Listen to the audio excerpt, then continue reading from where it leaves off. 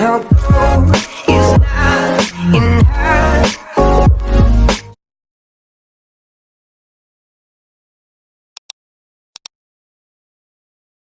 Olá, pessoal, boa noite. Hoje a gente está aqui para o nosso segundo encontro aqui com os acadêmicos aqui, os professores. A gente teve essa ideia aí, começou aí com eu e o Moacir, aí resolvemos chamar alguns dos maiores, aí, dos especialistas no Brasil, e aí, graças a Deus, o professor Paulo concordou, e trouxe o Rodrigo para hoje, né, o próprio professor Tarcísio é referência no mundo. A gente convidou o Guido também, que deve estar chegando aí, mas também já falei com ele para fazer uma apresentação aí no futuro próximo, já aceitou.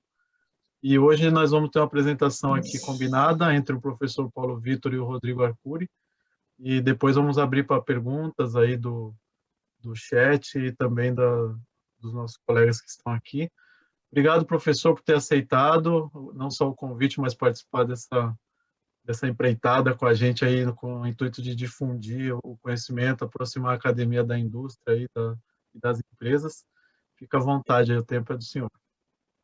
Bom, boa noite a todos, né? Meu nome é Paulo Vitor Rodrigues de Carvalho, né? Sou funcionário e servidor do Instituto de Engenharia Nuclear e, enfim, e professor, né, do programa de pós-graduação de Informática da UFRJ e tenho trabalhado bastante no grupo de pesquisa ResiliSUS, atualmente, né, de resiliência no SUS, que é, enfim, de onde vai sair a maior parte dessa apresentação, né? Então, aí são os nossos parceiros, né? Rodrigo, pode passar aí o próximo.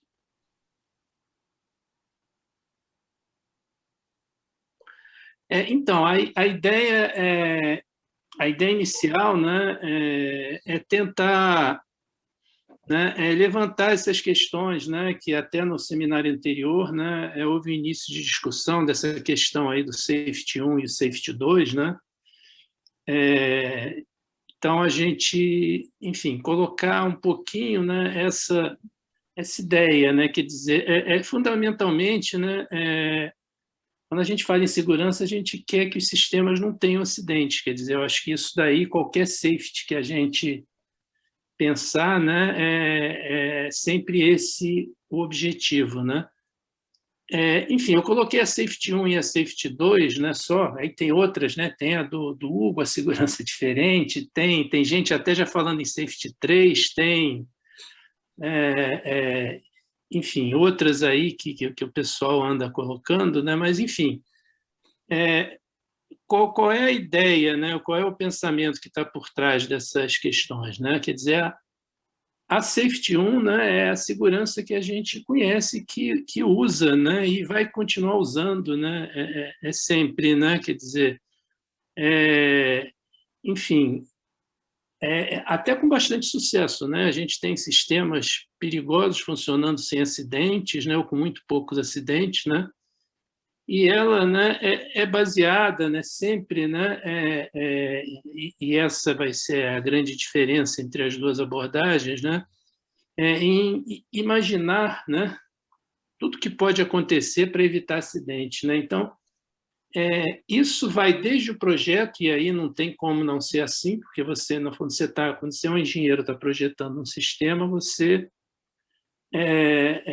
tem que imaginar como é que ele vai funcionar, né? Você pode imaginar isso de uma forma mais realista ou menos, mas é sempre um processo de algo imaginado, né?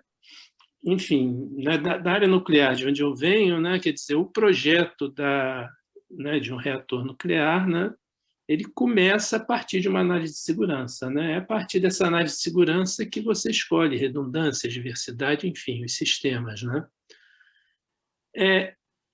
Então, se isso daí, né, de certa forma, tem funcionado bem, por que surgiu a Safety Tool, né? E esse nome é interessante, que é dado pelo professor Ron Nagel, né?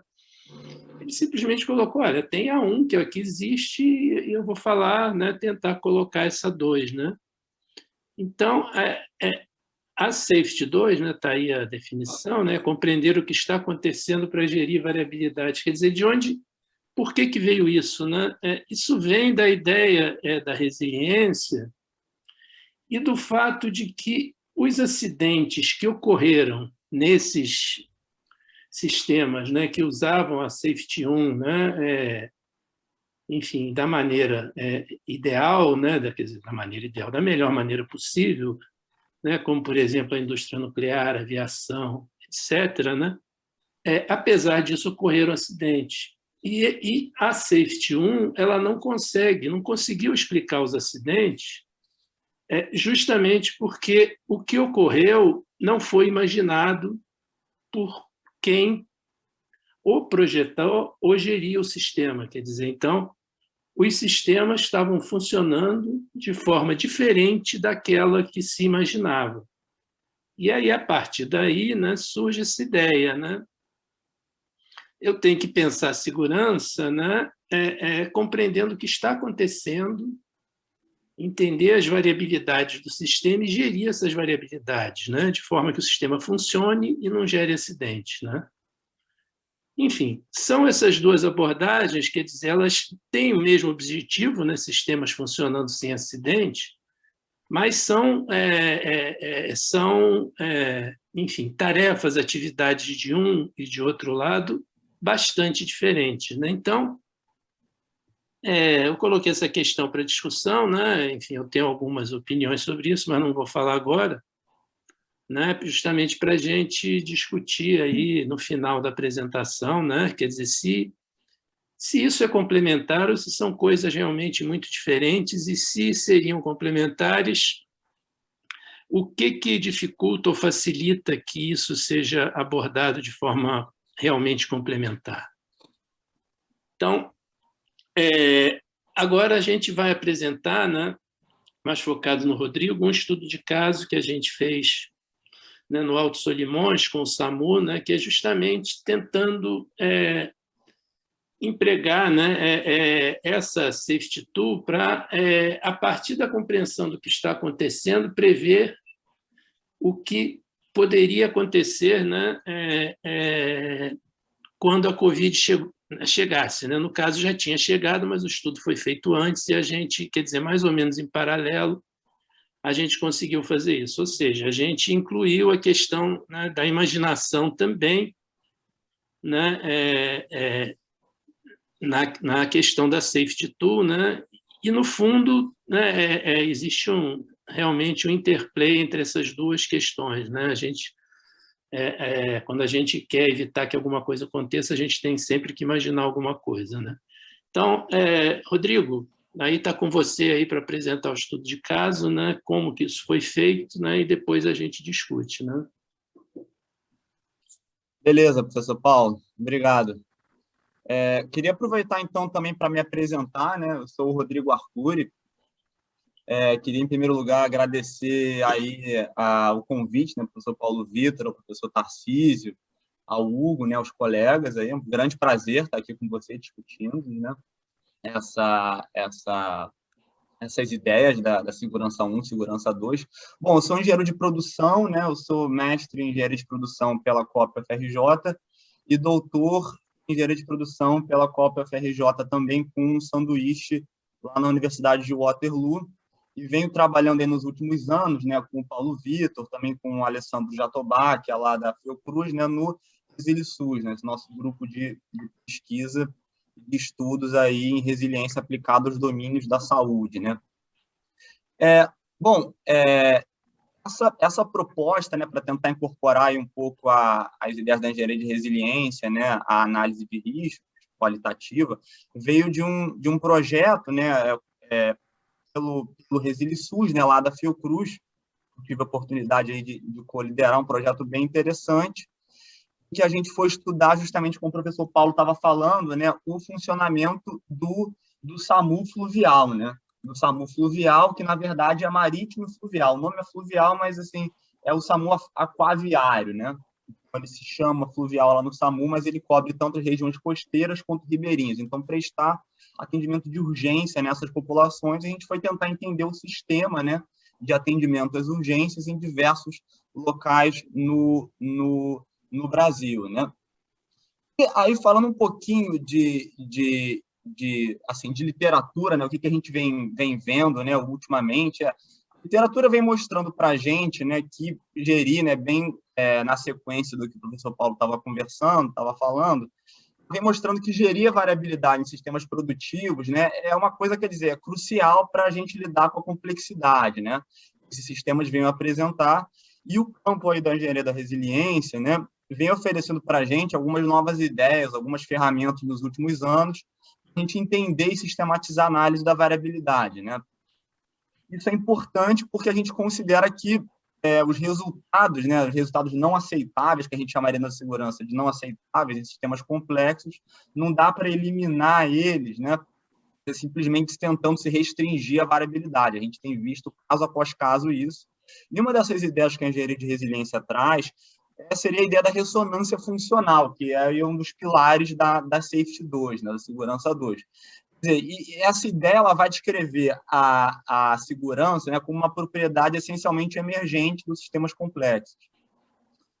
Só que, assim, apesar, né, do FRAN, né, por exemplo, né, que é o método, né, de análise de ressonância funcional criado pelo professor Rohnagel, né, está se consolidando aí nos últimos anos como método, né, assim, um certo poder de análise, né, qualitativo de risco a partir do funcionamento real, né, dos sistemas, então tentando ver a história do work as done, né, o trabalho como realizado, tudo mais. Isso, assim, no nosso conhecimento, essa abordagem prospectiva, né, assim, não o FRAN análise retrospectiva, mas para análise prospectiva, até o momento vem sendo aplicada apenas em condições mais ou menos próximas às condições típicas de operação, né? Enquanto que nesse trabalho, né, o que a gente procurou, né, fazer? A gente procurou propor e validar, né, também uma forma de incorporar o trabalho como realizado, o work as done, e a variabilidade, e um método qualitativo de análise de risco para situações de crise, né? Então, voltado a situações de crise, usando o FRAN. Né? Então, a questão de pesquisa foi como prever o funcionamento de sistemas complexos, né, como, por exemplo, os da saúde, sob condições de crise, né, baseando-se apenas no entendimento prévio do seu funcionamento típico, né, então nessas condições típicas. E aí, qual foi o desenho de pesquisa que a gente adotou para isso? A gente fez 2 estudos independentes, né, para tentar entender o impacto do primeiro pico de pandemia, né, do primeiro pico da pandemia de Covid, no SAMU Ribeirinho, lá no Alto Solimões, né, o Alto Solimões, que é a região do estado do Amazonas, que ali é onde o Rio Amazonas, né, entra no Brasil, e é a tríplice fronteira entre o Brasil, a Colômbia e o Peru, né? Então, no estudo 1 que a gente realizou, foi onde a gente realizou a pesquisa de campo, né? Ele foi feito anterior à pandemia, então, na verdade, imediatamente antes da pandemia, a gente esteve lá por volta de fevereiro de 2020, entender como é que era a operação deles. A gente procurou fazer uma modelagem aprofundada do funcionamento típico desse sistema, e depois, no estudo 2, né, a gente tentou traçar estimativas, né, de como esse sistema teria seu funcionamento alterado durante o primeiro pico de pandemia, né. Na coleta de dados, a gente usou um frame de um estudo ergonômico, né, onde a gente usou uma abordagem semi-etnográfica, uma abordagem participativa, onde a gente começava, né, as visitas de campos com visitas técnicas à central de regulação, às bases operacionais, as próprias ambulâncias, né, os barcos ambulância, enfim, e fez entrevistas aí com 100% das equipes da região, das equipes de embarcação da região, né, compostas aí por enfermeiros, técnicos de enfermagem, condutores, além de médicos reguladores, gestores da central de regulação, gestores de unidades de saúde para as quais as vítimas, né, os pacientes de urgência são levados, secretários municipais de saúde, entre outros, né, com um esforço de campo aí considerável, né. A partir disso, a gente sistematizou a variabilidade, né, usando o FRAN, uma taxonomia nossa, e tentou buscar estimativas, né, para como essas dinâmicas de variabilidade poderiam se alterar durante o primeiro pico de pandemia, né? E após os 2 estudos, a gente fez uma validação, né, um contato-chave, né? Então, só para entender um pouquinho esse domínio de aplicação, né, o SAMU 92 todo mundo conhece, né, pelo menos o componente terrestre dele, né, mas em comparação com a modalidade terrestre, né, as particularidades aí desse ambiente aquático, elas vão aumentar a complexidade para conseguir, enfim, retornar um serviço que seja seguro e efetivo, né? Segurança aí encarada também como a capacidade do sistema em executar sua missão, né? Não haver perda da sua missão, né? Então, aí a gente vê, por exemplo, lá embaixo, alguns dos desafios que eles enfrentam lá para a operação segura, né?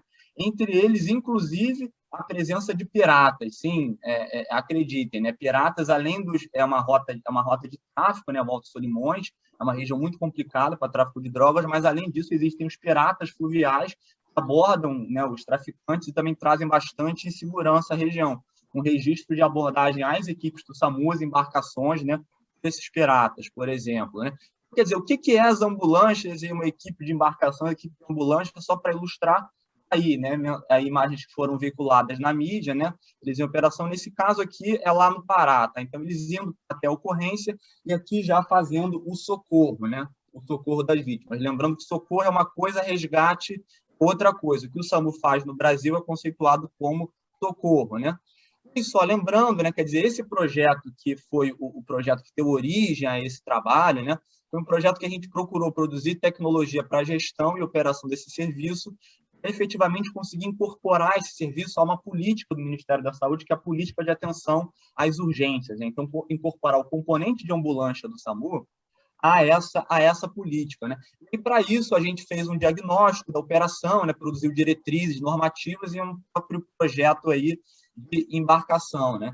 Voltando um pouquinho aí para o trabalho, né? Esse trabalho, né? Em termos de, assim, de coleta de dados, né? Como é que a gente fez? A gente sabe que a gente tem o trabalho como imaginado e o trabalho como realizado, né? E só um exemplo, né?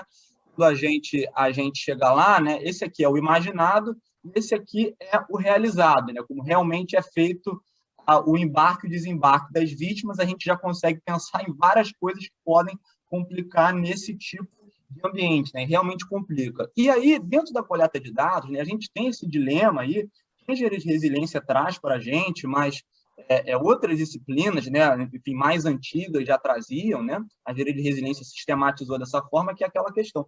Como é que a gente aproxima, quando a gente vai a campo, e se pela ótica aí da Safety 2, né, que vai ser operacionalizada pela engenharia de resiliência, se é importante a gente entender o funcionamento real do sistema, como o trabalho é realizado, enfim, como é que a gente aproxima o work as disclosed, né, ou seja, o trabalho como ele é revelado, né, como ele é passado para a gente, como a gente consegue apreendê-lo quando faz a pesquisa, do trabalho como realmente realizado, né? Claro que essa interseção aí nunca vai ser perfeita, mas como é que a gente consegue melhorar isso ao máximo? Bom, no nosso trabalho, no nosso estudo, a resposta que a gente adotou para isso foi até que eu mencionei lá atrás do estudo ergonômico, né? Então, a gente adotou aí uma abordagem participativa, né, adotando aí o frame da construção social da ergonomia, né, que estabelece aí durante a etapa de coleta de dados, o trabalho de campo, alguns grupos, né, centrais. Então, a equipe, né, de pesquisa, a gente tem o grupo de suporte, que é quem vai dar toda a sustentação para o trabalho acontecer, né, a gente tem o grupo de acompanhamento e a gente tem, é claro, os grupos de foco, né, que são quem a gente está querendo efetivamente estudar, né, são os atores daquele sistema ali, muito em nível operacional que a gente quer estudar. E aqui, essa foto nossa exemplifica um pouco isso, né, para uma dos municípios, uma das bases em que a gente visitou, quando esteve lá no Alto Solimões, né? Eu tô aqui no meio, aqui do meu lado, aqui com essa camisa branca e verde aqui listrada, tá o Hugo Belas, grande parceiro de campo lá do nosso grupo, né? E aqui nessa foto a gente vê aqui à direita o secretário de saúde do município, né? Esse pessoal aqui são os condutores, os técnicos de enfermagem daquela base, que formam as equipes de embarcação do SAMU, e, por sua vez, então, o grupo de suporte à direita, o secretário, os grupos de foco, né, os operadores, e quem estava tirando a foto era também nosso grupo de suporte e acompanhamento, que era a gerente da Central de Regulação do SAMU do Alto Solimões, né? Então, quer dizer, nesse projeto, à medida que a gente foi nas regionais do Brasil, onde tem esse serviço implementado, né, e aí focando no Alto Solimões, né, quer dizer, para cada uma das regionais visitadas, e no Alto Solimões não foi diferente, né, a gente produziu, né, e nesse primeiro estudo, né, nesse estudo 1 que eu citei ali no desenho de pesquisa, a gente produziu aí para cada município, cada base, um panorama da operação, que incluiu aí a confecção de mapas de atuação das equipes de embarcação, por exemplo, uma súmula de problemas, documentação fotográfica, né, dos recursos e instalações disponíveis, além de elaborar pranchas técnicas assim, descritivas, né, das embarcações das ambulâncias utilizadas, né. Então, aí está a região do Alto Solimões, né, ela é composta por uma central de regulação que fica em Tabatinga, que é o maior município da região, e a gente tem 5 bases pelos 5 municípios da região que ofertam o serviço fluvial, tá? E aí tá esses produtos que eu citei distribuídos por essas bases, né? Essas equipes. Então, Tabatinga, né? Benjamin Constant, um município bem próximo ali de Tabatinga. Depois fomos a São Paulo de Olivença. Depois aplicamos os protocolos de coleta de dados em Santo Antônio do Içá e, por último, no município de Tonantins, tá? E aí, alguns desses achados aí, né, contra esse panorama da operação, a gente discutiu num artigo aí que a gente publicou há pouco tempo, no American Journal of Emergency Medicine. Aí a gente fala que um pouquinho, então, passando esse nosso estudo, né, começando a ver a parte da segurança, né, nesse sistema, quer dizer, aqui está o mapa de operação tanto da equipe de Tabatinga quanto de Benjamin Constant, né, que ficam bem ali na fronteira, né, e algumas informações. Então, algumas coisas daqui a gente já consegue perceber, por exemplo, o tempo-resposta, né, que é um indicador do SAMU, ele é o tempo medido entre a ligação, né, a ligação que a vítima ou os familiares, a pessoa no entorno faz para a central de regulação, e a efetiva chegada, né, da equipe do SAMU ao local da ocorrência. O padrão ouro no SAMU terrestre no Brasil é cerca de 12 minutos para esse tempo. Mas no fluvial, isso pode chegar a 6 horas. Então, 6 horas entre a ligação e a chegada da equipe ao local da ocorrência, né? A gente vê aí que a maior parte das comunidades que são atendidas, né, também elas não têm sequer um cais, por exemplo. Então, a atracação, embarque e desembarque é realmente muito complicado, né? A gente vê aqui, a gente teve a oportunidade do avião mesmo de ter uma vista aérea aqui, dessa partezinha aqui do mapa, vocês veem aí, quando a gente vê uma foto, né, a gente já percebe algumas das dificuldades, né? Por exemplo, a questão da comunicação, que é muito, muito complicada, eles em geral não têm sinal para fazer a comunicação básica e essencial entre, né, as vítimas, claro, a central de regulação e as equipes de embarcação, esses 3 núcleos, né? Usuários, regulação e equipes, e a própria dificuldade, né? O caráter remoto da região é a própria dificuldade de navegação por entre esses braços de rio aqui, que a cada ano mudam, né? Com a estação de seca, a estação de cheia, então os barcos podem atolar, os barcos podem sofrer colisões, como já sofreram. Aí, quando isso acontece, ocorre rasgo, né, do casco, enfim, as equipes precisam de resgate, aí sim, resgate, né? Enfim, entre outras questões, né? Então, uma foto de uma das ambulâncias, né? E aí a gente foi identificar os processos-chave, né? Há 3 processos-chave. O primeiro é o processo, né, clássico, né, do SAMU, que é o socorro, né, mesmo a população ribeirinha e rural. O segundo é a transferência de usuários, de pacientes, de unidades de saúde, de qualquer um desses municípios da região do Alto Solimões, a Tabatinga, que é um município maior, mais estruturado, unidade de saúde de maior complexidade. Isso é feito pelas ambulâncias, tá? É feito com o SAMU, em parceria com o SAMU. E, por último, a transferência de usuários para Manaus, quando é um caso realmente de maior complexidade, onde se precisa aí, a princípio, no Work as Imagine, do aeromédico, né? Do aeromédico. Então, assim, só para dar uma ideia bem rápida, esse primeiro processo, o processo de socorro, né? Como é que ele ocorre? Bom, é claro, né, a vítima, as pessoas do entorno vão ligar para a central de regulação, e a central de regulação vai acionar a equipe de embarcação. Mas é claro que a central de regulação, no caso fluvial, tem que acionar também a equipe terrestre, porque a equipe terrestre, na ambulância, é quem vai fazer a transferência, né, ali do paciente para poder chegar à unidade de saúde. Então, as 2 equipes precisam ser acionadas sempre. Tá? E aí, enfim, a questão da súmula de obstáculos que a gente chegou, né, nesse panorama, aí a questão dos piratas, a gente vê a baixa cobertura de sinal de telefonia e rádio, as condições adversas de embarcação, né, o percurso que muitas vezes é longo, é ermo, enfim, a ausência, inclusive, de banheiros, né, nas lanchas e nessas jornadas tão longas, né, e aí a gente foi modelar, né, esses 3 processos usando o FRAM para as condições típicas de operação. E aí, em termos de variabilidade, a gente sistematizou isso, segundo essa taxonomia aqui bem simples, que a gente elaborou e já vem usando um pouco em outros estudos passados, né? Divide aí a variabilidade em basicamente 3 grupos, né? As perturbações endógenas, né, que são originadas a partir do interior de cada função, as perturbações exógenas que vem de funções, né, a montante de funções vem de um lugar externo, de outras funções, e, por último, a variabilidade de output, né, de saída de cada função, que, por sua vez, será uma perturbação exógena para as funções ajusantes. E junto, é claro, com mecanismos de compensação, mecanismos de amortecimento, dentro de cada função, que vão tentar lidar com essas perturbações, tanto endógenas quanto exógenas, à medida que elas chegam.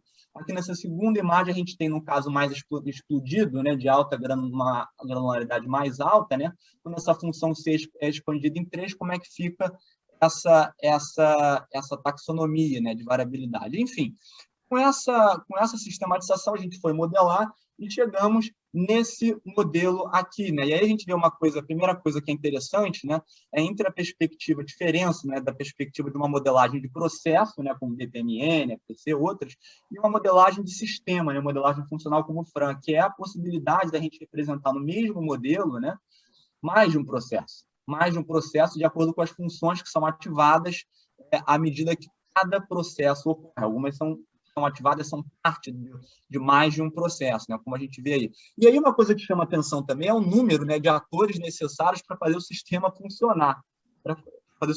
Alguns deles, inclusive, externos ao SAMU ou ao próprio SUS, né? Como a gente vê nesse último aqui, que depois eu vou falar mais um pouquinho. E outra coisa que a gente vê é o papel para garantir a resiliência do sistema em condições típicas dos ACS, os agentes comunitários de saúde, que estão vinculados à atenção primária, não estão vinculados ao SAMU. Eles são fundamentais em pelo menos 3 momentos. Primeiro, fazer a mediação da comunicação entre as comunidades e a central de regulação.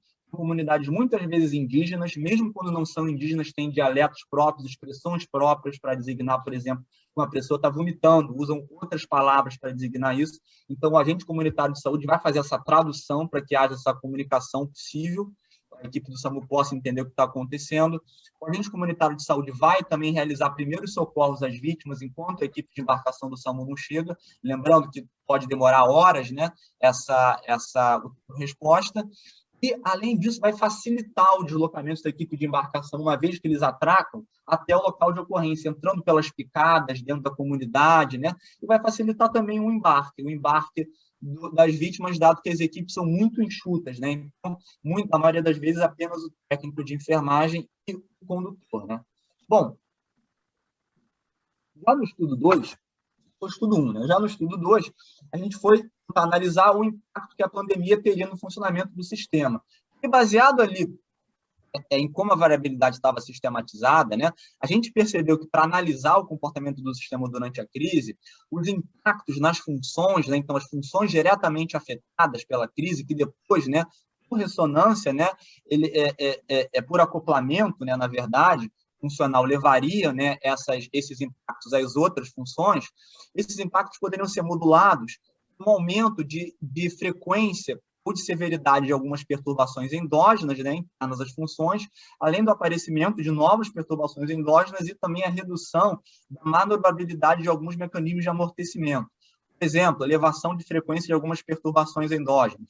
Por exemplo, é a chance de ter que entrar lá na picada dentro das comunidades, dado que, provavelmente, a gente estimou que os agentes comunitários de saúde desprovidos dos equipamentos de proteção individuais necessários, da capacitação necessária, tinham muita dificuldade em agir como agiriam em condições típicas, né, de operação. Além disso, também uma maior chance de falha do motor durante as funções, né, todas as funções que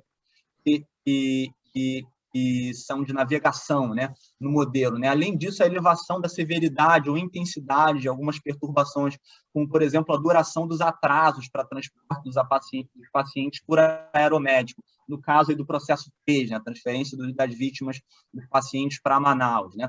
Surgimento aí de novas perturbações, como, por exemplo, o receio, né, dos agentes comunitários de saúde em se aproximar e manipular as vítimas, né, durante o embarque, né, e o desembarque delas das ambulâncias, nessas condições complicadas, né, que eu mencionei ali, a redução de manobrabilidade de alguns mecanismos de compensação, como, por exemplo, um comprometimento da negociação, transferir pacientes via lanchas comerciais de passageiros, porque o que acontece? Como os atrasos do aeromédico, né, no caso da transferência para Manaus, só existe um aeromédico no estado inteiro, né, para o estado inteiro, pré-pandemia. Então, como os atrasos já eram razoáveis, principalmente para alguns quadros clínicos de alguns pacientes, né, havia uma negociação entre os secretários municipais de saúde e os níveis de gestão do SAMU, com lanchas comerciais de passageiros que fazem o transporte no Alto Solimões, para tentar levar via fluvial as vítimas para Manaus. E a gente viu nos barcos, quando a gente pegou essas lanchas, como é que eles eram transportados, em condições muito complicadas e junto aos outros passageiros, né? A gente estimou que durante a pandemia, essa negociação para transporte de passageiros sem condições de ventilação, cabines das lanchas, etc., ficaria mais complicada. Bom, a partir dessa modelagem, a gente vendo como é que esses impactos nas funções iriam ser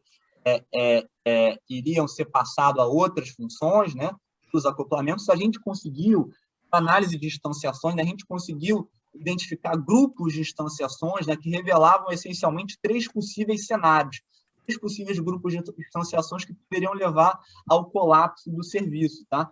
O primeiro seria a deterioração de capacidade de lidar com as demandas dos processos, tá? Que aumentariam. Em segundo lugar, a exposição à infecção das equipes de embarcação e a consequente redução das equipes de intervenção disponíveis para atuar no SAMU. E, em terceiro lugar, dificuldades no resgate das equipes, né? Caso elas viessem a precisar de resgate, ocorrências e expedições, né?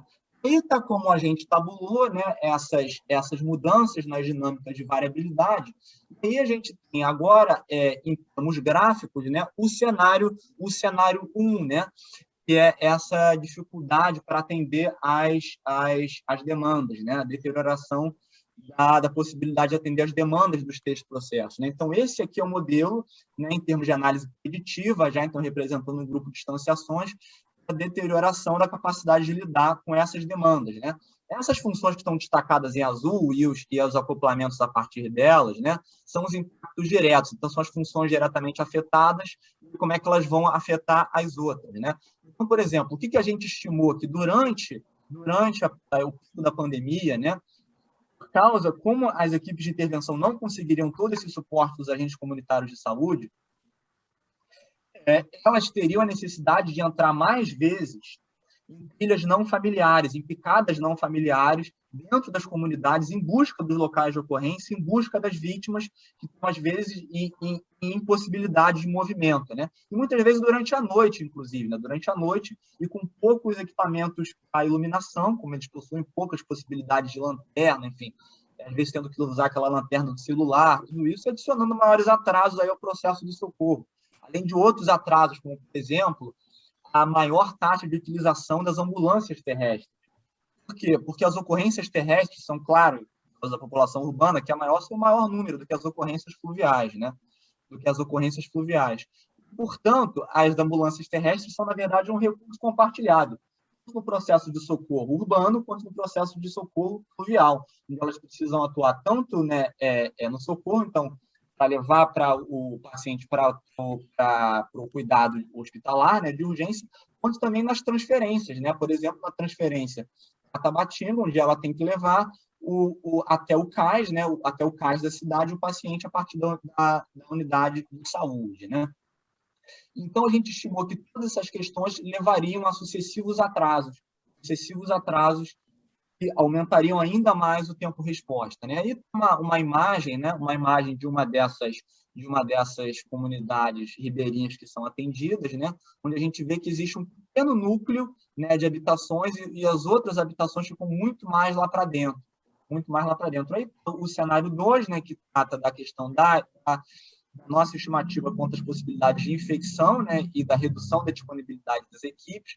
A gente vê aqui, para ilustrar, né, uma das ambulâncias da região, né, docada, a gente vê como é que o espaço é bastante exíguo dentro dela, né, levando em consideração a pouca disponibilidade de EPIs e a necessidade de se viajar por horas, né, ida e volta, nessas embarcações. E aí já o terceiro cenário, né? O terceiro cenário que trata das dificuldades em caso de resgate, né? Então, basicamente, há três recursos que as equipes de intervenção do SAMU lançam mão quando precisam de resgate, né? Elas tentam contactar a Secretaria Municipal de Saúde para ver se tem alguma embarcação oficial que pode resgatá-los, quando tem sinal para isso, quando tem algum lugar que tem sinal para isso. Se não conseguem, elas tentam buscar contatos pessoais com barqueiros que conhecem, pessoas da família, amigos, e se isso também não conseguem, ficam mesmo ali, às vezes até, inclusive, à deriva, rezando para que passe algum barco, né, alguma embarcação de algum morador, de alguém da região, que possa fazer sinal para poderem ser resgatados, às vezes com vítimas, né, às vezes com vítimas dentro da ambulância, claro, uma ambulância, né. Então, aí a gente vê um pouco a ilustração do tipo de embarcação que navega, né, ali pelo Alto Solimões e da qual eles precisam de ajuda muitas vezes, né. Então, depois da gente, enfim, terminar essa etapa de análise, né, a gente foi para a validação, então a gente foi conversar, né, com pessoas da operação, das equipes de intervenção, né, do Alto Solimões, e a gente pôde confirmar, na verdade, todas as variações nas funções que a gente tinha previsto, e os três cenários também foram confirmados. Os dois primeiros em termos de variabilidade real e o terceiro em termos de variabilidade potencial. Mas, para além do que a gente confirmou, surgiu ainda uma outra adaptação que a gente não tinha previsto. Foi algo muito interessante que aconteceu. Foi o fato de as equipes de intervenção, as equipes de embarcação do SAMU escoltarem as clínicas de família da região, que são fluviais, então escoltarem as unidades básicas de saúde fluviais à medida que elas fazem atendimento às comunidades durante o período da pandemia. Por quê? Porque os médicos de família, as equipes de saúde da família começaram a perceber que quando chegavam às comunidades, existia uma série de pacientes graves ali que precisava ser levado o mais rápido possível para uma unidade de saúde. Então, em alguns momentos, pontualmente, as ambulâncias chegaram a escoltar essas unidades para já estarem lá quando essa necessidade fosse identificada. Com isso, acho que a gente termina aí essa narrativa aí do estudo de caso. Queria agradecer a todos. Rapaz, interessante, hein? Eu fiquei surpreso. Fui uma vez só em Manaus, lá, mas não fui tão fundo assim, não. Negócio surpreendente. Professor Tarcísio, eu queria começar por você, meu amigo. Se quiser fazer os seus comentários ou perguntas, fique à vontade. Então tá, espero que esteja boa a conexão e que vocês estejam tranquilo para nós aqui, perfeito. me ouvindo bem. Então, inicialmente, parabéns ao Rodrigo, Paulo Vitor e equipe pelo trabalho, né? Extremamente interessante. Vocês estão trazendo para a gente aqui um Brasil que é desconhecido, né, para a maior parte da população, né? Para a gente que mora aí, especialmente nos grandes centros, assim, é uma coisa muito intrigante, muito curiosa até certo ponto, né? Eu tinha alguns comentários, perguntas, assim, né? Uma pergunta mais geral, inicial. Vocês poderiam falar um pouquinho sobre esse projeto do Resiliência SUS? Esse é o nome, assim, ResiSUS, né? É um projeto mais abrangente que envolve o SUS para tentar aplicar esses conceitos de resiliência. Vocês estão aplicando ou pretendem aplicar também em outras áreas do SUS? Então, professor Tarcísio, não sei se o Paulo quer comentar um pouquinho, mas assim, é só de cara falar que o ResiLSUS, na verdade, é o nome do grupo de pesquisa, né, do nosso grupo de pesquisa. Então, a gente tem alguns projetos aí, né, enfim, alguns projetos com o Ministério, né, em que a gente vem aplicando a algumas esferas, né, da saúde pública. Então, a gente vem aplicando os conceitos da engenharia de resiliência a algumas esferas, aí, alguns serviços, né, da saúde pública. Então, a gente já estudou lá, por exemplo, lá atrás, né, e aí um pouco, por exemplo, a questão dos ACS, né, a gente estudou, né, o trabalho dos ACS, tanto dentro das clínicas quanto nas visitas domiciliares, né, que é onde eles passam a maior parte do tempo deles, aqui no estado do Rio de Janeiro, né. Então, tivemos um trabalho tanto assim, mais qualitativo mesmo, semi-etnográfico, em uma escala menor, e depois um trabalho mais em larga escala, a partir dos achados do primeiro, né.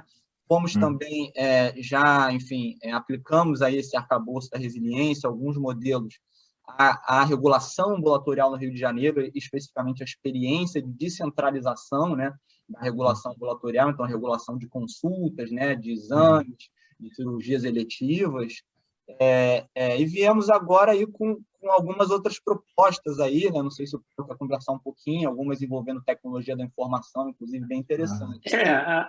Enfim, a nossa ideia, né, quer dizer, até do Jatobá lá da Fiocruz, né, quando criou esse grupo, né, é a gente aproveitar, né, enfim, esses financiamentos, né, do Ministério da Saúde para diversas demandas, né, e usar também para a gente entender a resiliência desses sistemas, né, quer dizer, ainda, quer dizer, essa questão aí de resiliência, né, é uma coisa que, enfim, não é um paradigma dominante, né, então a gente não, os projetos não são para investigar resiliência, né? Eles são para investigar, por exemplo, nessa questão do SAMU. Eles estavam muito interessados no desenvolvimento de uma norma para as lanchas, né? Que foi uma parte do projeto que a gente fez também, quer dizer, a partir do momento que a gente vai entender como as coisas acontecem, a gente consegue também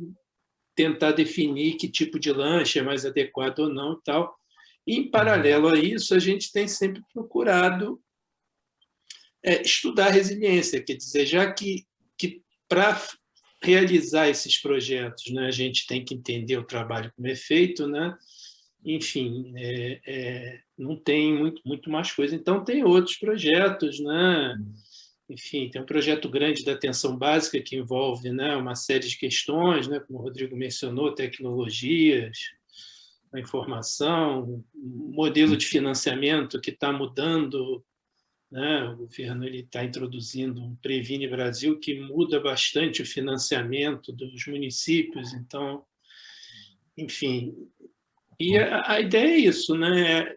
Aonde houver espaço para a gente pensar, né, nas questões de resiliência, a gente coloca, né? Quer dizer, enfim, a gente viu que na saúde a gente tem mais espaço, principalmente para entender esse trabalho como é feito, né? Que é muito difícil, né, nas organizações, né, críticas aí, tipo, né?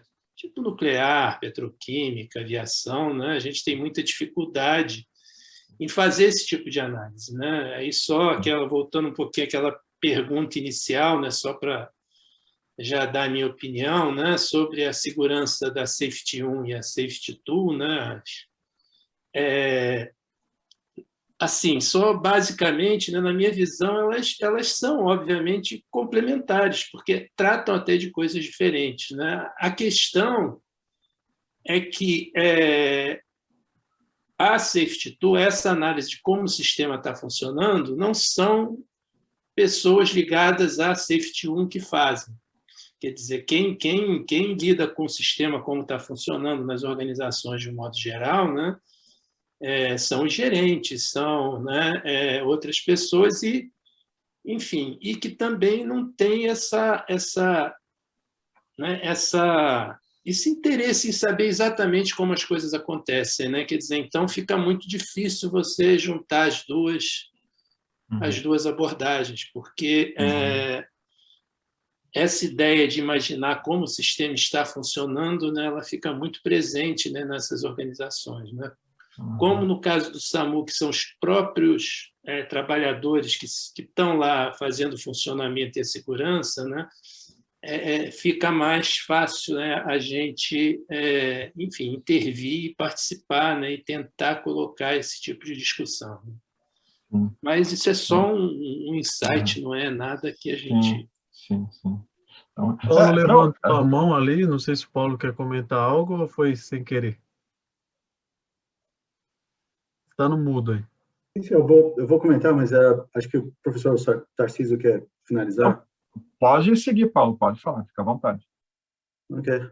Rodrigo, primeiramente, parabéns. É interessante ver como você progrediu essa ideia. A última vez que a gente bateu um papo foi nas reuniões da UFRJ, dos acadêmicos lá, alguns meses atrás, acho. E como eu comentei para ti, esse é um assunto bem eu tenho um carinho enorme, porque eu morei no meio da Amazônia, trabalhei lá e vivi o que é a realidade lá precariedade da região e a importância desse tipo de análise para isso.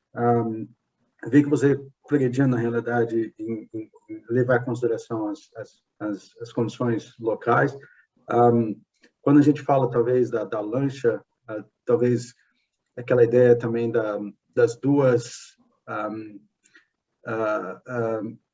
seasons que tem na região, que é o dry e wet season. Achei assim, né? Pois é, porque quem é do sul, sudeste, nordeste, não compreende a situação, o que é a região amazônica, que a gente lá não existe patos, apenas muito chove muito e inunda tudo, ou então é seca, que você não consegue andar nem de barco. Então tem essa precariedade na região que é típica de lá.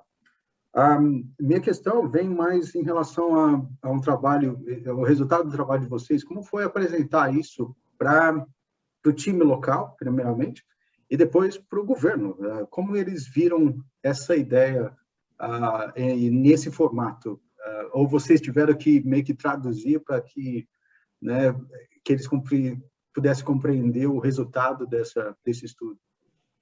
Então, pois primeiro, obrigado aí pelas tuas palavras, Paulo. Em relação a essa questão que você disse da cheia, né, e da seca, quer dizer, é muito interessante quando a gente vem do Sudeste, né, por exemplo, a gente não tem ideia disso. Quando a gente fala pensa assim, o Solimões, o Amazonas está sempre cheio, né, sempre tem muita água. Sim, sempre tem muita água agora. Uma coisa é uma coisa, outra coisa é outra coisa. Então, quando o cara está na seca, no pico da seca é o seguinte, ele não tem base aquaviária, né? Então ele tem que chegar no cais.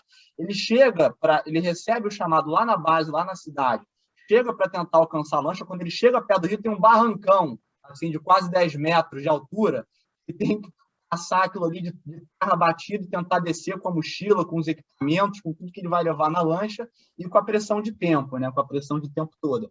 Esse é o tipo de realidade que eles encontram, né? Sobre essa questão da devolutiva, né, que você trouxe aí, quer dizer, o Ministério mesmo, né, esse é um trabalho que, na verdade, é um artigo, né, que está em revisão, né, lá já na segunda rodada de revisão na Applied Ergonomics, né? A gente não, com o Ministério, né, a gente não conversou ainda com eles, né, sobre os resultados desse artigo, até porque é um pouco o que o professor Paulo falou, né, que o foco do projeto, em si, o projeto maior, era, na verdade, produzir as diretrizes normativas, né? Então, produzir diretrizes de incorporação à política, então, algo mais de intervenção, né? A gente já colocou direto para eles assim, os produtos bem naquela linha assim, que eles estavam precisando, né? E em relação às equipes, né, em relação ao SAMU local, né, a devolutiva e a validação, né, inclusive, antes disso, quer dizer, desse trabalho aqui, desses resultados, foi um desafio, né? Foi um desafio, porque eles têm, inclusive, uma dificuldade, né, mesmo em Tabatinga, que é a maior cidade, né, da região, né, mesmo no perímetro urbano, o sinal é muito complicado. Então, não dava para fazer, por exemplo, uma videoconferência, né, como a gente está fazendo, é muito complicado, sobretudo para as equipes operacionais, né? Então, a gente tem que traduzir um pouco os resultados do modelo, quer dizer, em texto, né, e em tópicos, e ir passando para eles, às vezes, por telefone mesmo, indo numa conversa, né, uma conversa de áudio, no máximo, né, o que a gente consegue. E aí, a partir disso, fazer validação e fazer devolutiva e discutir, né, para poder ajustar. É mais ou menos por aí. Perfeito. Professor Moacir, por favor. Não sei se o professor Paulo quer comentar algo, a gente pode... Eu acho que o professor Tarcísio não concluiu, hein? Tá. Desculpa, professor. Não, bom, tem algumas curiosidades mais específicas só. Uma questão mais pontual aí em relação ao momento em que o trabalho foi feito, né? Vocês colocaram que foi no começo da pandemia, né? Uhum. E não lembro exatamente, mas eu acho que o Amazonas foi muito afetado na parte inicial da pandemia, né? Foi uma devastação lá, né? No interior. Muito. Os modelos de vocês captar essa devastação que houve, assim, isso aí excedeu a resiliência do sistema? Daria para dizer assim? Daria para colocar nesses termos, assim, a situação? Tarcísio, eu acho que daria para colocar nesses termos a situação, sim, tá? Realmente, assim, o que eles passaram lá foi uma devastação. Inclusive, a gente veio a saber, né, que não na regional de Alto Solimões, mas aí para o projeto maior, né, em que a gente produziu o panorama da operação e depois já direto, né, as diretrizes normativas, o projeto da lancha, enfim, na regional de Manaus, né, teve pelo menos uma pessoa que a gente conheceu que, infelizmente, né, veio a falecer, né, do Covid, um dos chefes, né, de base lá, uma pessoa extremamente competente, inclusive. Então, eles passaram, né, uma época, assim, realmente dantesca, né? Só para situar um pouquinho, assim, contextualizar a questão do momento, né, do estudo, né? O trabalho de campo, quer dizer, esse projeto ele começou em 2019, e a etapa de campo no Alto Solimões, aí falando especificamente sobre esse trabalho, né, essa aplicação e a nossa modelagem, o trabalho de campo foi em fevereiro de 2020. Então, imediatamente antes da pandemia atingir, cerca de um mês, ou menos de um mês antes, né? Provavelmente o vírus já estava circulando por lá nessa época, né? Ele já estava, inclusive, assim que a gente saiu, quando a gente estava lá ainda, a gerente da central de regulação do SAMU já estava conversando com a gente em fazer rodadas de conversa com gestores do outro lado da fronteira, então com o pessoal de saúde do Peru e da Colômbia, tentar traçar um plano, né? Um plano de contingência para tentar conter ali o vírus na região da fronteira, que é uma fronteira muito complicada aquela fronteira ali. Bom, no nosso modelo, quer dizer, o que ficou bem claro, né, é que, de fato, o que dá resiliência à operação acaba sendo, muitas vezes, fatores extra-organizacionais, né, como a gente chamaria. De repente, o professor Paulo Vitor quer também fazer algum comentário sobre isso, mas por exemplo, a figura ali dessas lanchas comerciais de passageiros, os agentes comunitários de saúde. Então, tem outros atores externos ao SAMU, que se você vai ali na caixinha, vou ver o SAMU, tem uma série de questões ali que é o que faz o sistema funcionar, que a gente acaba não percebendo, né? Não percebendo. E esses fatores, às vezes, até pela sua própria informalidade, inclusive, às vezes, suporte da própria comunidade, dos próprios moradores, né? A questão da informalidade, durante a pandemia, quando a crise realmente recrudesce, né? Os recursos faltam, em primeiro lugar, para esses atores, né? E, portanto, a resiliência, quer dizer, o sistema se torna muito mais frágil, né? E foi o que a gente identificou nos 3 cenários. Por isso que a gente tenta sempre usar, né, na ciência, né, tentar usar de parcimônia, tentar não usar, né, termos assim, às vezes tão intensos, mas a gente precisou chamar de cenários de colapso, né, porque foi exatamente o que a gente estimou que poderia acontecer e que, de fato, né, isso e outras questões vieram a ser, infelizmente, confirmadas, né? Ali, por exemplo, da disponibilidade, né, das equipes de intervenção, as pessoas ficaram infectadas, né, não tinha barco para atender as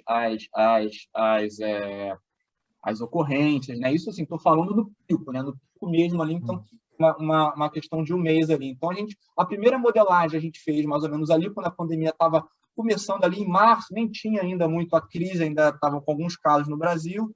E a segunda modelagem, a modelagem da estimativa, né, do impacto, a gente fez bem durante mesmo ali o primeiro pico, né? E por volta ali de maio, junho, julho, quando estava um pouquinho mais tranquilo já para as equipes, a gente fez a validação, porque antes não dava, né? Antes estava muito, muito louca a situação. E vocês tinham imaginado que a coisa ia ser tão catastrófica como foi? Vamos dizer assim. Ou excedeu a pior hipótese que vocês imaginavam, assim, porque... Talvez em alguns pontos daria para dizer que excedeu, porque eles tiveram em algumas bases, né? É claro que, assim, os municípios são muito afastados, né? Então, o município lá, por exemplo, que, assim, eu sou daqui do Rio de Janeiro, né? Então, tem município lá que tem metade do tamanho do estado do Rio de Janeiro, né? Praticamente. Então, os municípios são muito afastados dos centros urbanos, então a realidade, em termos assim, dos indicadores de pandemia, né, a situação da saúde do município, às vezes variava muito de município para município, mesmo durante a crise. Mas em alguns municípios, né, a gente chegou a ver que em determinados momentos chegava mesmo a faltar equipe, né? E a ter ocorrência que eles não conseguiam atender, né? Então, a gente previu que eles atenderiam com muita dificuldade, mas, a maior parte das vezes, conseguiriam atender. Mas teve momentos que talvez desse para dizer isso, né? Que chegou a suplantar um pouco as piores previsões. Não sei o que o professor Paulo, a impressão que ele bom, a gente não foi para prever, quer dizer, o colapso do sistema de saúde. A gente não tinha a menor condição de fazer isso. Esse estudo é só o transporte de passageiros, né? Quer dizer, então a gente Exato. Teve essa vaga ideia, quer dizer, na realidade foi essa tentativa de Confran, né? Poxa, é possível, né, a gente imaginar algumas coisas, né, e depois verificar, não, isso aconteceu mesmo, quer dizer. Então, enfim, esse artigo ele tem um viés bastante acadêmico. Olha, dá para prever variabilidades, quer dizer, imaginar, né, variabilidades em função de uma perturbação conhecida, que no caso a Covid já era conhecida, quer dizer, a gente já sabia as características e, a partir daí, a gente pode fazer uma análise de risco. Quer dizer, talvez mais completa, como a gente entende o funcionamento do sistema, do que uma análise só de perigos, tipo RASOP, que você tem o perigo, mas ainda não sabe exatamente como que as pessoas lidam com o perigo. Então, fundamentalmente foi essa ideia, né, desse estudo, que de novo não é o projeto, né? O projeto tem muitas outras coisas, quer dizer, enfim, vai ser publicado aí um relatório de pesquisa, eu não sei nem se já está disponível, mas vai ficar porque é aberto, né? Quer dizer, enfim, com todos, e que inclusive tem todas as outras bases do SAMU que foram analisadas também, né? Então, enfim, isso foi mais realmente para discutir essa questão aí do safety tool, da engenharia de resiliência, e que você pode fazer previsão de risco sem gerar um número, e talvez que seja mais úteis do que esses números que a gente, enfim, às vezes nunca sabe se realmente estão ancorados numa realidade. Na realidade, os números estão ancorados num determinado ranking de coisas que são colocadas lá para serem calculadas, né? Então... Obrigado, então. Só tem um último ponto, assim, bem breve, tem várias perguntas aí, né? Estou vendo no chat aqui, o professor Moacir para falar também. Para dar uma ideia para a gente, assim, do esforço de coleta de dados, né? Vocês apresentaram aqui uma riqueza impressionante, né? De detalhes, de dados, né? E muitas pessoas têm dúvidas, às vezes, em relação ao esforço necessário para fazer um modelo FRAN, que é algo que, para quem não conhece, vê a primeira vez ali, se assusta com aquilo, né? É muita informação, muitas interações. Se assusta até para entender, né? Quer dizer, foi colocado aqui, não dá para ver, quer dizer, e em geral nos artigos também não, quer dizer, a pessoa que entende quem faz e quem é sujeito. Assim, enfim, mas tem que olhar com calma para ver, né? Vocês tinham uma equipe muito grande envolvida nisso aí? Quantas horas, semanas, meses de coleta de dados? Assim, bom, falar um pouquinho, Rodrigo, o esforço para a coleta de dados foi hercúleo, né? Ele botou aqui 144 horas, mas eles passaram, sei lá, passaram um mês na Amazônia, né? Indo de um lado para outro, viajando, né? Se alimentando lá do jeito que dava, né? Quer dizer, então, foram 3 pessoas, né? Do grupo, né? Para lá, né? Enfim, e aí depois enfim, para modelagem e tal, né? Quer dizer, o grupo tem, sei lá, em torno de 10 pessoas, né? Que trabalhando, não chega a 10, né? Umas 8 pessoas trabalhando aí nesse projeto, né? A gente lá depois nessas discussões e tal, né? Nessa modelagem, né? Deve ter sido uma aventura também para os pesquisadores. Isso aí o Rodrigo pode falar um pouco. Aquele que foi, eu não fui, não tive o prazer de... Imagino que tenha se divertido bastante aí. Diria que houve momentos que foi divertido, houve momentos em que foi, assim, momentos um pouco mais apreensivos, talvez, mas, assim, no final, né, conseguimos, né, quer dizer, terminar esse esforço de campo, mas, assim, quer dizer, são muitos contrantes aí, né, são muitas questões que vão aparecendo à medida que a gente vai fazendo o trabalho, né, quer dizer, primeiro a própria construção social, né, a própria construção desses contatos, né, as pessoas às vezes entenderem, sobretudo porque é um projeto, né, a gente está indo, a gente precisa das cartas de anuência do secretário de saúde, enfim, das pessoas do SAMU, né, de todo mundo, e quando a gente vai, né, sempre ter um primeiro esforço para mostrar que não é uma ação de fiscalização, é uma pesquisa, né, já que já está junto com o Ministério e tudo mais, quer dizer, é necessário fazer bastante vezes, utilizar da repetição, né, mesmo para que fique claro isso, né, para que as pessoas possam se abrir, para que a gente possa criar espaços, né, onde as práticas de trabalho possam ser efetivamente discutidas, né, com maior tranquilidade, né? Mas, quer dizer, para a gente conseguir acessar os locais, né? Fomos em uma ou outra comunidade, entendeu? Esse embarque e desembarque, quer dizer, tivemos que andar, o número de veículos que eu tive que andar lá, acho que no resto da minha vida não andei, talvez não andarei, né? Então, assim, uns 4 ou 5 tipos de lancha diferente, canoa indígena, quer dizer, ali CAP, garupa de moto, tudo que se possa imaginar, né? Tuk-tuk, que é aquele veículo que eles têm lá na fronteira, né? Que eles chamam de carrocinha, né? Também muito na Colômbia e no Peru, que é um veículo de 3 rodas, que você vai ali uma espécie de mini táxi, né? Tem também na Índia bastante, eles têm lá isso. Então, tudo que tem disponível, a gente tem que lançar a mão, porque é aquele recurso que tem disponível para a gente conseguir ir até tal lugar e conseguir falar com o secretário, ou conseguir chegar até a base, onde fica a equipe, enfim. E que eu acho que é legal que vocês fizeram assim, que é viver o ambiente, né? Que é fundamental para entender esse work as done, né? Acho que até vocês usaram a expressão em um trabalho etnográfico, né? Que é bem isso aí, né? Enxergar com o olhar de quem está lá, que faz uma diferença enorme, né? Para entender realmente onde é que está a resiliência, como que as coisas funcionam. Tempo de coleta de dados pelo Google Forms, né, professor Narciso? Essa daí foi de verdade, né? Exatamente. Não, olha, fantástico trabalho, parabéns de novo.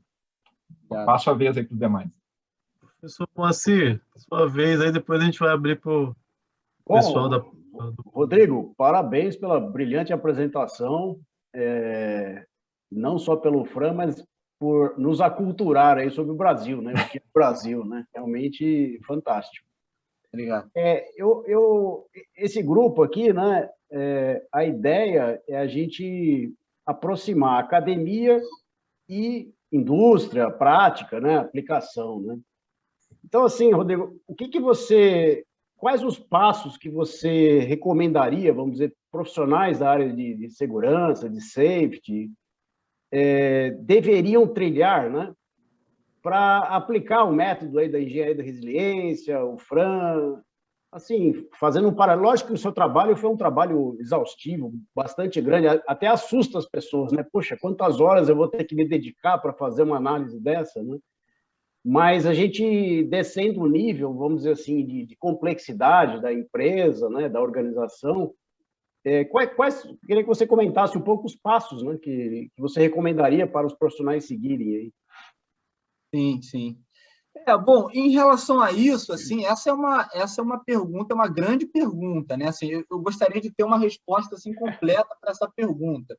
Eu com certeza não tenho, quer dizer, eu acho que eu posso falar um pouquinho que a gente sempre tem um viés, que é a nossa própria trajetória, né? Quer dizer, o que a gente viu, o que a gente viveu.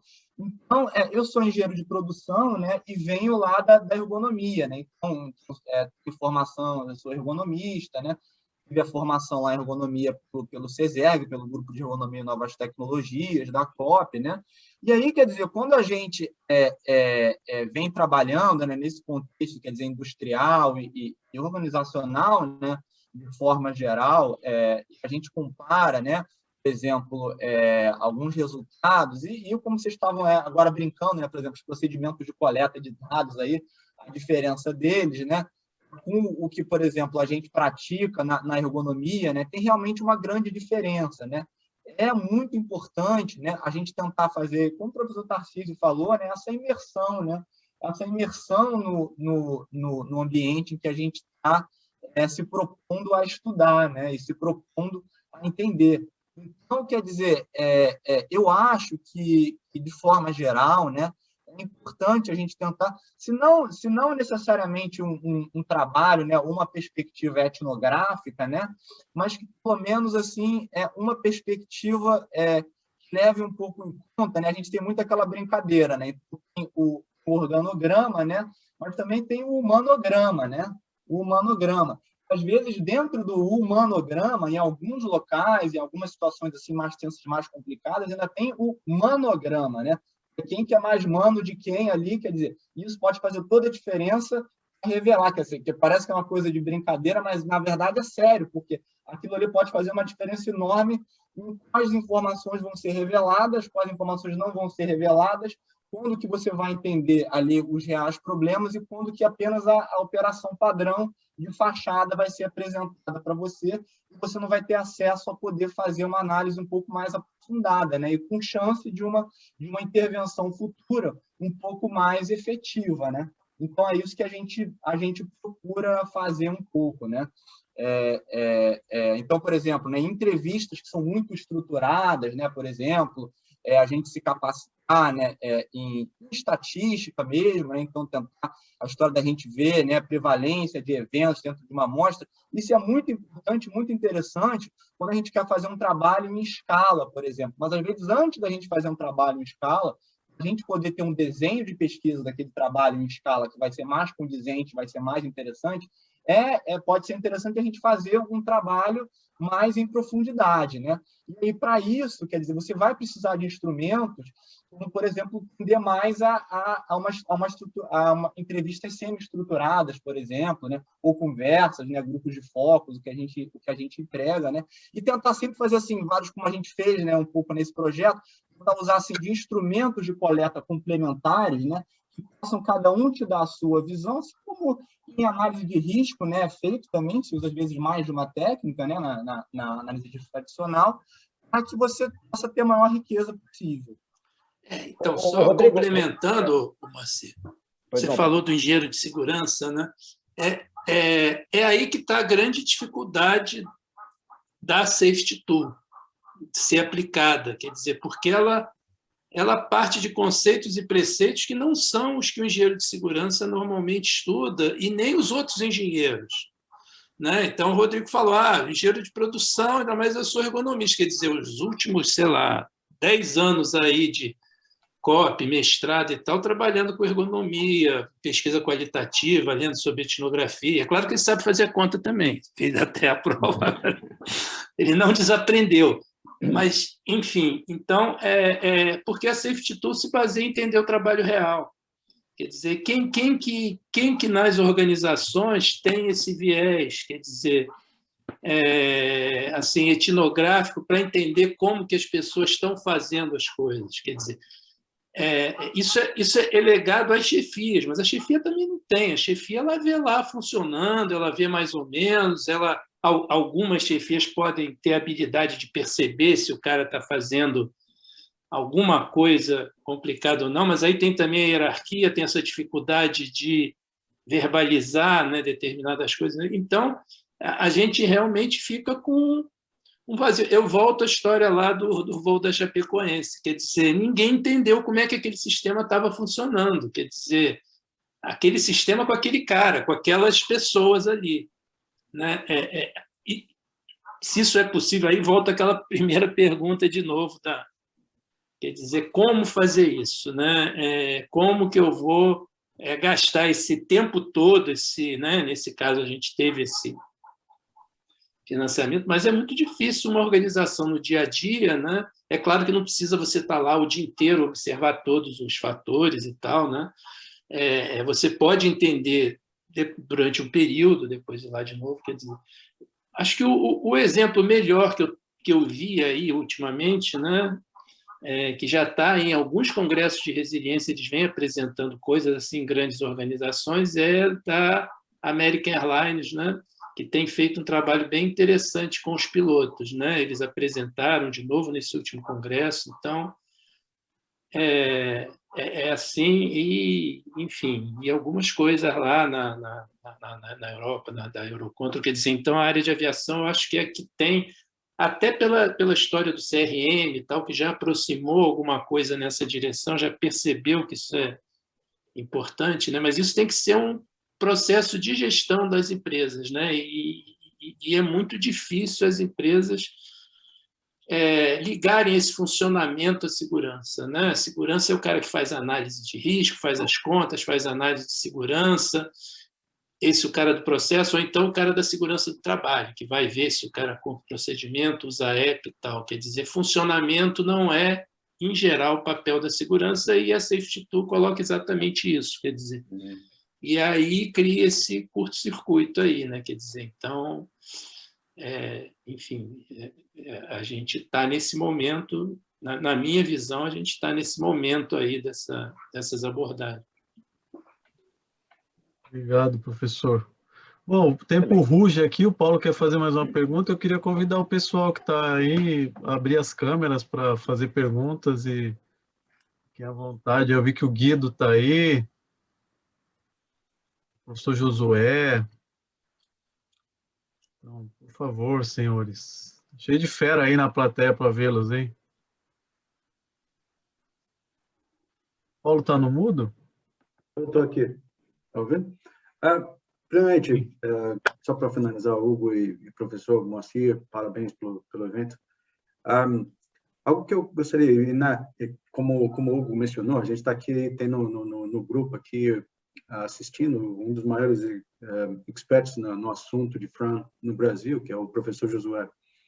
E algo que tem sido muito conversado que em relação à resiliência, que é a questão que, às vezes, pelo fato da gente fazer a análise do que ocorre, muitas vezes é mal interpretado na forma de que precariedade, às vezes, é vista como resiliência. E como a gente ressalta essas falhas no sistema, expondo eles, porque, na realidade, assim, vamos supor, as lanchas lá no Rio Amazonas, na época de cheia, é impossível você viajar pelo Rio Amazonas de lancha, por exemplo, porque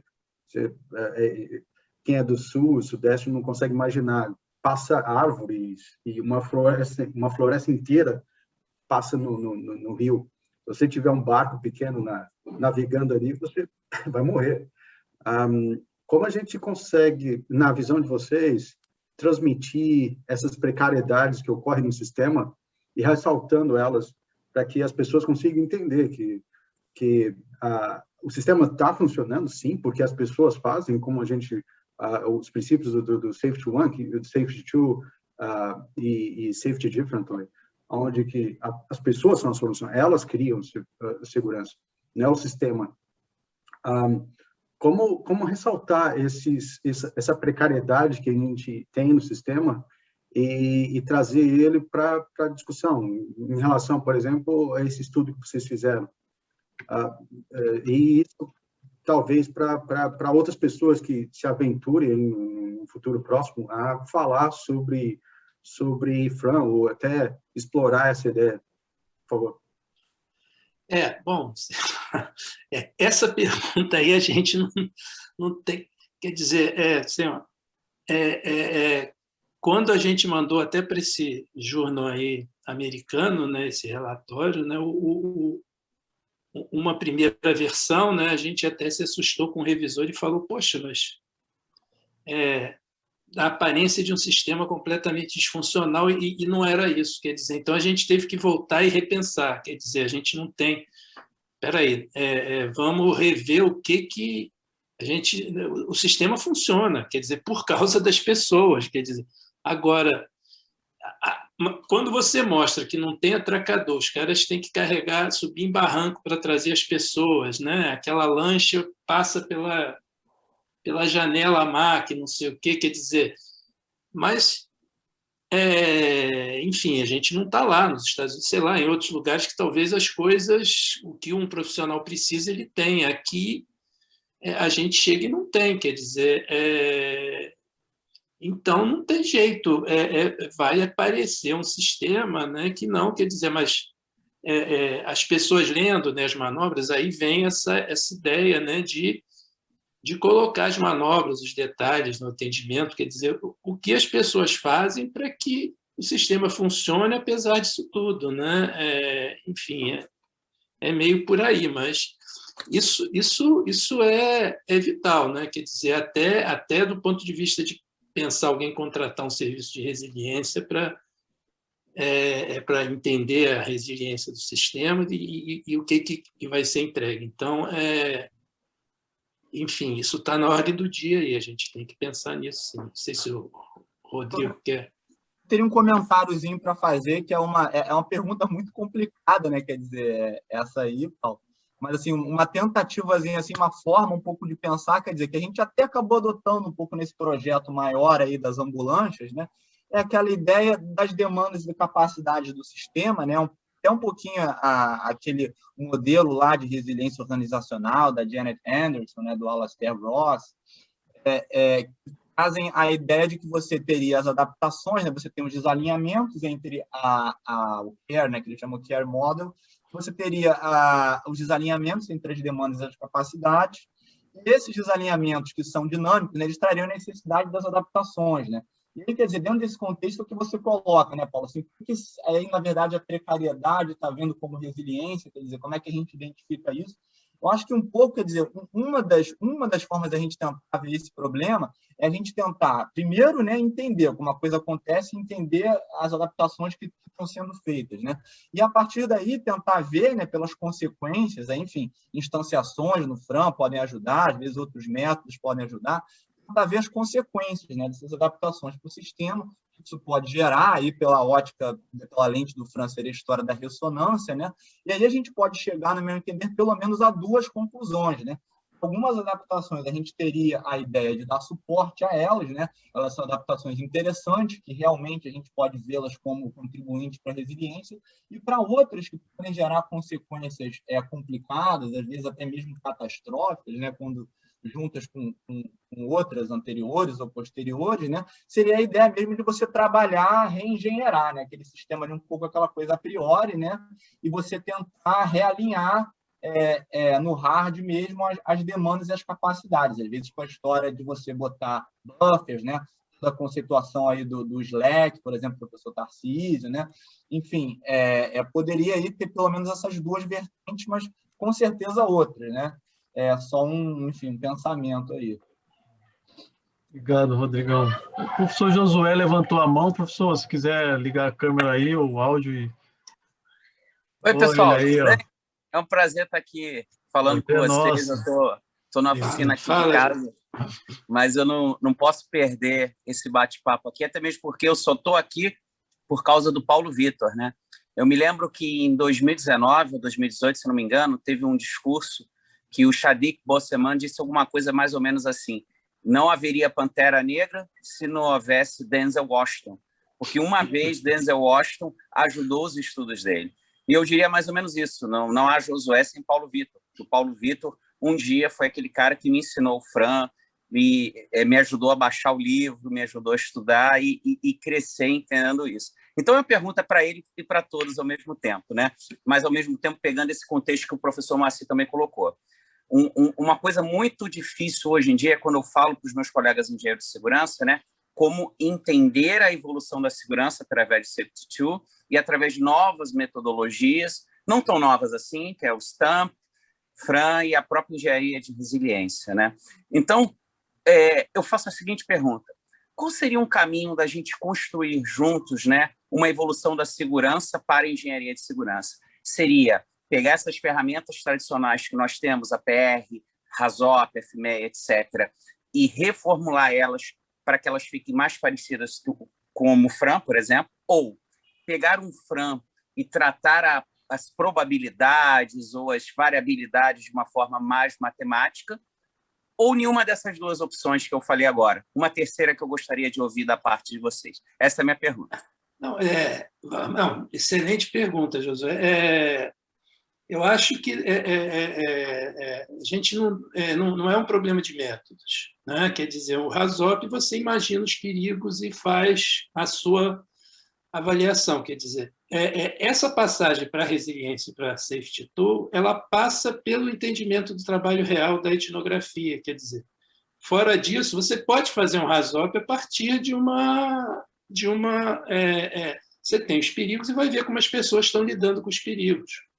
Você usa o mesmo RASOP. Inclusive, tem até, né, lembra a colega sua lá, ela fez uma dissertação lá no PEA, né, que 2 grupos, né, até da Petrobras, no caso aí, 2 grupos fizeram RASOPs do mesmo sistema e chegaram a resultados completamente diferentes. Quer dizer, cada um imaginou uma coisa.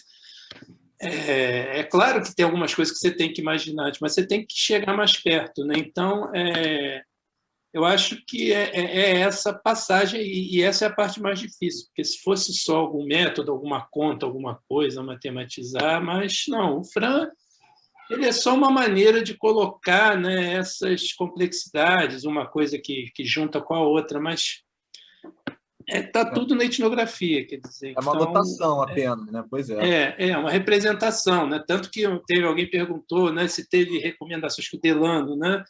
Teve recomendações do FRAN, eu não vi. Eu falei, não, né, essa apresentação não foi com recomendação. Teve uma série de recomendações, precisava o FRAN para ter as recomendações que teve, uma ou outra, talvez, ele ajude a gente a ver, mas a etnografia também gerou uma série de recomendações já do funcionamento do sistema. Quer dizer, o FRAN ele ajuda a gente a ter aquela visão macro, juntando os pedaços, juntando como uma função, né, enfim, influi na outra, a questão da demanda-capacidade, mas recomendações básicas para o sistema funcionar melhor, a etnografia é mais do que suficiente. Quer dizer, se conseguisse que todas as recomendações fossem feitas, o sistema já ia melhorar muito mais. Aí que a sofisticação do FRAN talvez melhorasse outras coisas, né, de relação com as bases, como é que chama, né, até um monte de coisa que a gente nem olhou, né? Chega no local, tem hospital para atender, quer dizer, que é outro problema do SAMU de um modo geral, quer dizer, a questão do atendimento aéreo, quando houve o colapso mesmo de verdade, né? Não tinha avião nem para, quer dizer, e ali tem um avião, quer dizer, então, mas enfim, no fundo, não vou estender mais, né? A base é isso, é tentar chegar próximo de como as pessoas estão fazendo as coisas, né? E que é a parte mais difícil. O Tarcísio, quer comentar alguma coisa aí, professor Moacir? Tá. Eu só queria voltar naquela parte ali da resiliência e da precariedade, né? Realmente, assim, o fato das coisas funcionarem, né, não quer dizer que aquilo ali seja a melhor solução, seja a melhor possível, né? Isso acho que a gente tem que ter bem claro. E muitas vezes, em países como o nosso, especialmente, aí é bastante comum que a gente seja, vamos dizer assim, mais resiliente do que necessário, né? Porque muitas vezes faltam recursos básicos que podem muito bem existir, né? Por vontade política, por decisões de projeto, enfim. Então, acho que é importante não entender que necessariamente aquela resiliência, o funcionar, quer dizer que aquilo ali é satisfatório, ou que é o melhor possível. Eu acho que, até respondendo um pouquinho o Josué, né? Acho que para a segurança melhorar, acho que o profissional tem que entender a função dele, né? Como falando de cortando a própria carne, né? A maioria de nós não sabe o que está fazendo na empresa, né? A maioria de nós está para se proteger, não para proteger os outros trabalhadores, né? Então, se ele puder se manter ali, ao custo do que custar, ele vai fazer, né? Então, mas normalmente ele trabalha para se defender de um... Mas isso não depende dele, algo, né? Esse é que é o problema, né? A gestão, quando eu dava aula lá no PEA, engenharia ambiental, tinha muitos engenheiros de segurança, né? Aí os caras falavam, pô, concordo com tudo que você está falando, mas você tem que falar lá para a gestão da empresa. Você tem que eu entendo isso, mas às vezes ele nunca tentou também mostrar para tem um outro jeito para a gestão da empresa, né? Eu falo isso porque eu conheço muita gente que trabalha com isso, né? E normalmente ele acha que se tivesse feito o que eu prescrevi, não teria acontecido isso. Esse é que é o grande problema. Imaginar as coisas como elas estariam funcionando.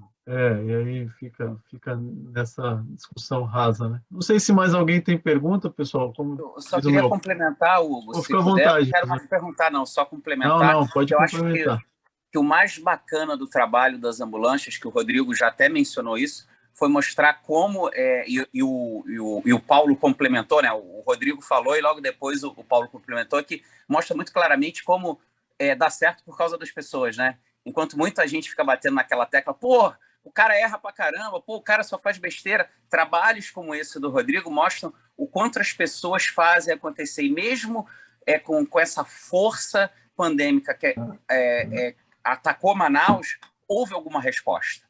Talvez não tenha sido a melhor por falta de recursos, mas houve uma resposta. E quem deu essa resposta? Foi robô? Foi avião? Foi plataforma? Não, foram as pessoas. E o trabalho deles é sensacional para mostrar isso. Só aproveitando o gancho do Josué, assim, e um ponto que a gente vem trabalhando também, né? Eu concordo plenamente com o Josué e com os colegas que as pessoas são a parte fundamental, né? Mas tem uma questão aí também que é o custo que isso aí traz para as pessoas, né? Que é uma coisa que não é também bem investigado, bem conhecido, né? Até que ponto isso aí implica em estresse, carga de trabalho excessiva para as pessoas, né? Então é um lado que também não é muito bem conhecido, muito bem investigado. A gente vem trabalhando com a ideia aqui de custo da resiliência, né? Que é um assunto aí que também muito legal essa ideia. Merece mais atenção. O custo humano da resiliência, né? O custo humano da resiliência. Esse é interessante. Eu não canso de me surpreender, viu, seu Tarcísio. Rapaz, essa é muito legal, essa daí vamos ficar atento aí, porque ninguém pensa nisso, né? E depois o cara vai provavelmente demonstrar esse custo e provavelmente vai ser demitido porque não está bem. O cara segurou bem a pandemia inteira, né? E quando tiver tudo bem, vai falar, pô, agora você não está legal. Não dá mais. Alguém mais, senhores? A gente está aqui, passamos um pouquinho aqui do nosso tempo, 8h05 já. Francisco, fica à vontade aí, mister. Pode chegar aí. Perguntar. Bom, boa noite a todos. Estão me ouvindo bem? Alto e claro, senhor. Bom, obrigado por participar aí. Um prazer ver tantos amigos aí, Josué, professor Moacir, enfim, você e Paulo Gomes, que teve que sair, enfim, um prazer estar com tanta gente bacana aí, o Guido, e assim por diante, né? Em nome desses que eu falei, cumprimento a todos aí. Parabenizar aí pelo estudo, Rodrigo, realmente uma aplicação muito interessante aí do Fran, e a minha pergunta é bem objetiva, com relação a como foi desenvolvida a taxonomia que serviu como base para alimentar o Fran. Eu achei bastante interessante, porque acho que a partir dali que é o viés para poder montar o Fran, né? Então, é nesse sentido aí que é a minha pergunta, e parabéns. Eu atendo cliente também em Manaus, apesar de eu morar em Minas Gerais, conheço um pouco ali, enfim, no restaurante ali da Dona Maria ali, já comi muito peixe ali, né? Olhando ali para o Rio Negro e Solimões, né? Ainda tendo um cliente lá ainda. Então, aquela região é uma região muito rica, né? Do nosso país, e que realmente é uma diversidade muito grande. É incrível, é uma região incrível, né? Em relação à taxonomia de variabilidade, né, ela vem muito de um trabalho que a gente desenvolveu quando eu estava até lá no Sanduíche, né, na Universidade de Waterloo, durante o meu doutorado, né, a gente teve um projeto lá que envolveu o pessoal do Canadá, né, e o pessoal daqui, né, do nosso grupo, aqui do Brasil, né, que foi o projeto da farmácia, né, a gente tem produzir um artigo, tem outras coisas aí vindo por aí também, e a gente foi analisar a resiliência, né, e dentro da que eles chamam lá de Medication Therapy Management, né, que é a gestão do tratamento medicamentoso, tem lá os seus atores, né, é uma coisa muito interessante que a gente começou a ver ali a questão das decisões de sacrifício ali, né, dos dilemas de sacrifício, né, que o David Wood colocava lá atrás, né, no livro seminal de resiliência, né.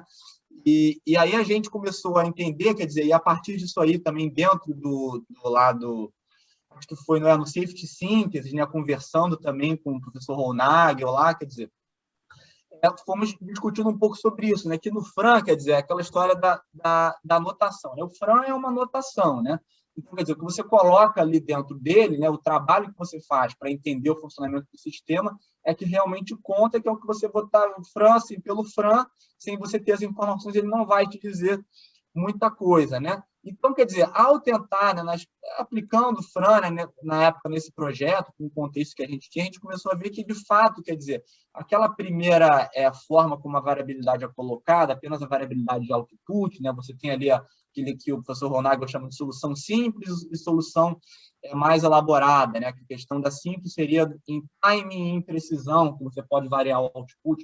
Na verdade, essas variações são sempre variações que vão complicar um pouco, digamos assim, a vida das funções que vêm a jusante, né? Das funções que vêm em seguida, né? Enquanto que ele mesmo, enfim, sempre postulou, ele sempre se conversou, e na literatura a gente vê das adaptações, né? E da variabilidade que pode ter um efeito interessante para o sistema, né?